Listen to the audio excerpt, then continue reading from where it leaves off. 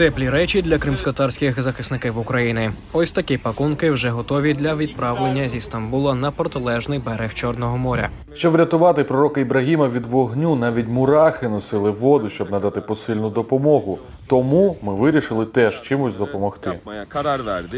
Брати Мерт і Берк Улу – власники однієї з турецьких торгівельних компаній. Дізнавшись про потреби бійців в Україні, вирішили забезпечити їх зимовим одягом. Разом з братом не хотіли залишатися осторонь проблеми окупації Криму. Наші брати, кримські татари, опинилися в полоні на своїй землі. Адресати турецької допомоги – мусульманський батальйон Крим, який виконує бойові завдання на півдні України, а іноді і на інших ділянках фронту. Брати Улу певні, того, що вони зібрали, на зиму хлопцям вистачить. Şu anda toplam 100 koli hazırlıyoruz. Kolilerin içeriğinde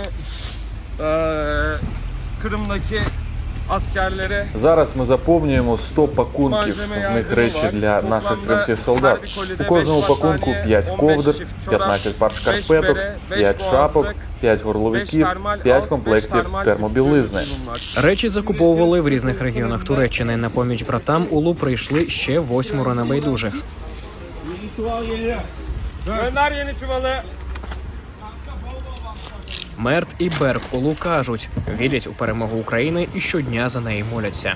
Uşak'tan battaniyelerimiz geldi. Onun haricinde Gaziantep'ten berelerimiz geldi. Ковдри ми закупили з міста Ушак. З Газіантепу приїхали шапки, горловики зшили тут. Все зібрали тут, у Стамбулі.